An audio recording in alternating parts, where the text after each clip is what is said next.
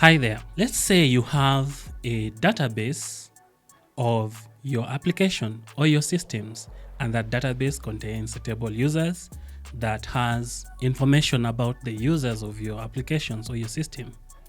If you want to return all users from the table users, then you would write the query select star from users. Let's say you want to know users whose ages are above 18. Then you're going to write select star from users where age is greater than 18. Now, let's say next time you want to know the users who are from Kampala.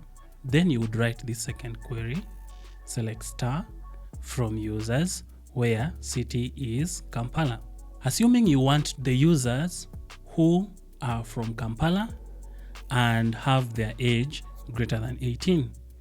Then you're going to write this third query, select star from users where city is Kampala and age is 18. So from what we can see now is that select star from users is like boilerplate. That means that we can combine all these three queries into one and make it a boilerplate code where we only change the where condition. And while doing that, we are going to make this a dynamic query. But to do that, we will need to catch the first condition of the query. Because here we can see select star from users where city is Kampala. This is the first condition. After the first condition, we can include the and the age is greater than 18 and some other thing and some other thing and some other thing.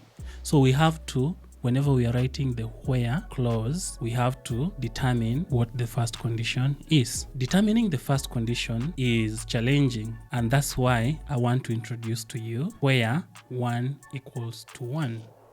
Where 1 equals to 1 is going to help us to make sure that the first condition is 1 equals to 1. And then the rest of the conditions can be added dynamically and easily. Now, let's run through the examples again. We want all users from the users table. We'll write select star from users where 1 equals to 1. 1 equals to 1 is like saying where true equals to true, and all records will be returned because all records will be true equals to true. But we are now free to add other conditions that we've seen previously.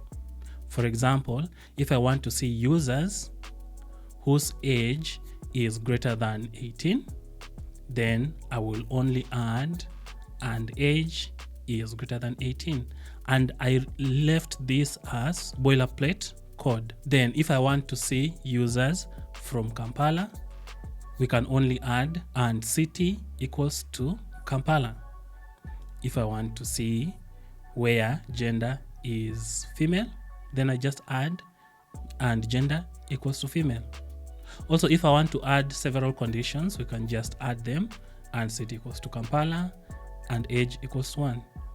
This is why where 1 equals to 1 comes in handy, because now you can use this as boilerplate code and then you can add dynamism as this part of the codes with the conditions to make your whole query dynamic.